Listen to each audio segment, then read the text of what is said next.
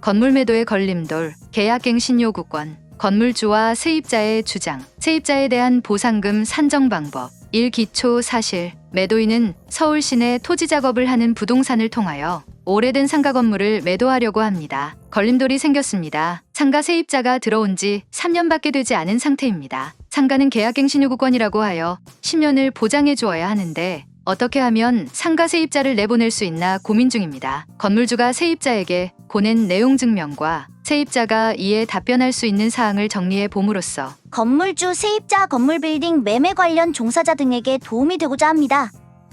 이 콘텐츠가 마음에 드시면 구독, 좋아요, 알림 설정 부탁드립니다.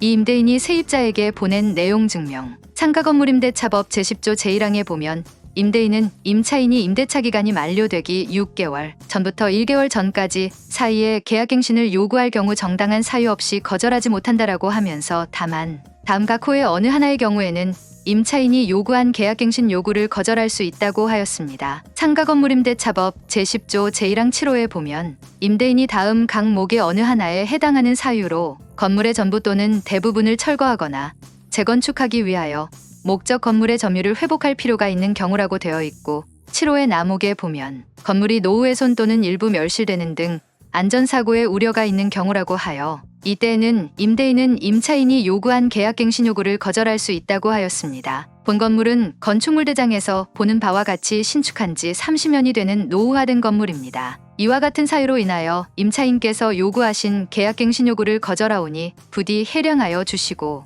2025년 5월 31일 전까지 명도하여 주실 것을 바랍니다. 라고 건물주는 세입자에게 통보하였습니다. 그럼 세입자의 답변을 들어보겠습니다. 실무에 많은 도움이 될 것입니다.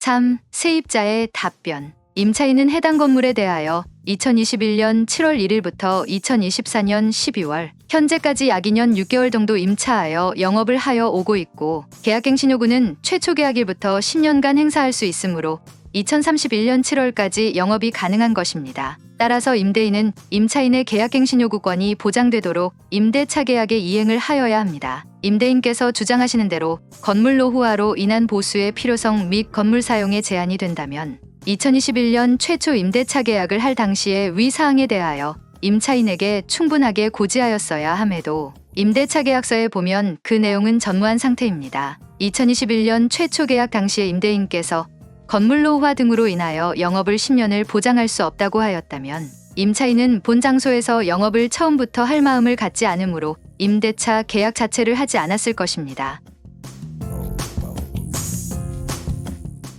4. 건물 노후화에 따른 입증자료 제출. 이어서 세입자는 건물주에게 답변합니다. 그리고 임대인께서는 건축물 대장만을 제시하면서 건물이 30년이 지나서 노후화되었다고라고만 주장하시고 계십니다. 건물의 노후화 등에 대하여는 최초 임대차 계약 시에 건축물 대장 상의 건물의 건축 연도만을 주장하는 것으로는 부족하고 전문가의 감정서, 사진 및 영상 자료, 공공기관의 검사 결과, 건물 점검 보고서, 유지 보수 기록 등 구체적이고 객관적인 자료를 가지고 임대인은 이를 입증하여야 할 것이며 이것이 입증되었다면 계약갱신을 거절할 수 있을 것입니다. 그리고 이어서 세입자는 주장합니다.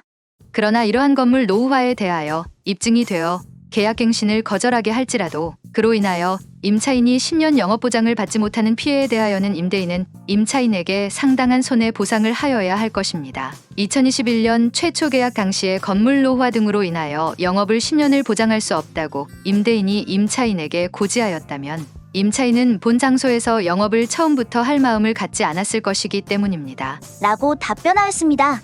5. 해결 방안. 건물주는 건물을 매도하려고 하고 세입자는 계속 영업을 하려고 합니다. 해결 방안으로는 임차인에게 보상금 명목으로 임차인이 보는 피해액의 상당액을 지급하여 명도합의를 보거나 소송으로 결정하여야 할 것입니다. 보상금의 산정 방법은 주변 시세의 권리금 더하기 인테리어 등 이사 비용, 그리고 새로운 장소에서의 영업 스킬 시간과 보상금에 대한 기타 소득세 등을 고려하여 산출하여야 하리라 생각됩니다. 물론 보상금에 대한 부가가치세는 별도로 합니다. 위 사항은 실제 상황으로 제가 작성한 내용인데요. 보다 구체적인 것은 전문가와 상담하시기 바랍니다. 건물을 매매, 임대차 하는데 도움이 되셨으면 합니다. 이 콘텐츠가 마음에 드시면 구독, 좋아요, 알림 설정 부탁드립니다. 감사합니다.